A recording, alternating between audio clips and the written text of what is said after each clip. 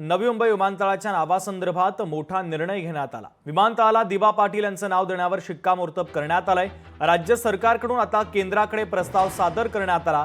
पुढच्या 3 महिन्यांमध्ये दिबा पाटलांच्या नावावर शिक्कामोर्तब होणार आहे। काही तांत्रिक कारणांमुळे काहीसा वेळ लागणार, मात्र जोपर्यंत दिबा पाटील यांच्या नावाची घोषणा अधिकृत होत नाही तोपर्यंत शांत बसणार नाही असा इशारा देखील भूमिपुत्रांनी दिलेला आहे।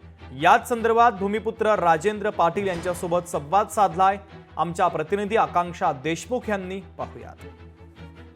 नवी मुंबईतील आंतरराष्ट्रीय विमानतळाचं उद्घाटन हे 8 ऑक्टोबरला पंतप्रधान नरेंद्र मोदी यांच्या हस्ते होणार आहे आणि त्यासाठी जय्यत तयारी सुरू झालेली आहे। मात्र नामांतराचा विषय होता, त्यावर आता तोडगा निघाला आहे। मुख्यमंत्री आणि कृती समितीची बैठक झाली, त्यामध्ये निर्णय झाला आणि दिबा पाटलांच्या नावावर शिक्कामोर्तब झाल्याचे समजते आपल्याला। आपण तर नवी मुंबई विमानतळाच्या परिसरामध्ये आहे। आपल्यासोबत काही कृती समितीमधले सदस्य आहेत, त्यांच्याकडून आपण जाणून घेऊया। मोदी साहेबांना जर दिबांच्या नावावर उद्घोषणा करायची असेल तर 3 महिने अवधी घ्यायचं काही हरकतच नाही ना। विशेष कुठे 3 महिन्याचा येतो, त्यांनी 8 तारखेला घोषित करावं की आम्ही दिबा पाटलांना नाव देणार आहोत, आम्ही त्याचं स्वागत करू ना।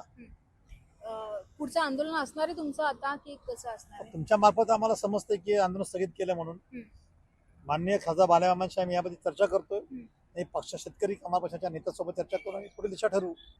तुम्ही राज ठाकरेंना सुद्धा भेटलात, तिथे काय नेमकी चर्चा झाली? राजसाहेब ठाकरेंची सकाळी आजच भेट झाली आमची। मराठी माणसाच्या न्याय हक्कासाठी आम्ही राजसाहेब ठाकरेंच्या नेतृत्वाखाली इथं मोठं एक आंदोलन उभं करणार आहोत। आता तुम्हाला नामांतराचा प्रश्न संपला असं वाटतंय तुम्हाला? बिलकुल नाही, आता खरं चालू होईल, आतापासून खरं चालू होईल। जर केंद्र सरकार राज्य शासन कृती समिती आम्हाला अशा प्रकारची गाजरं दाखवत असतील तर आम्ही याचा गोष्ट निषेध करतो। मोदी साहेबांना आम्ही विनंती करतो हात जोडून की तुम्ही जे 8 तारखेला येणार आहात त्या दिवशी तुम्ही उद्घोषणा करा, तुमचं आम्ही स्वागत करू। नक्कीच आपण पाहू शकतो की नामांतराचा प्रश्न अद्यापही संपलेला नाही, कारण भूमिपुत्र अद्यापही आक्रमक आहेत। व्हिडिओ जर्नलिस्ट राजसह मी आकांक्षा देशमुख, लोकशाही मराठी, नवी मुंबई। लोकशाही मराठी ऐका, पहा, जागरूक रहा।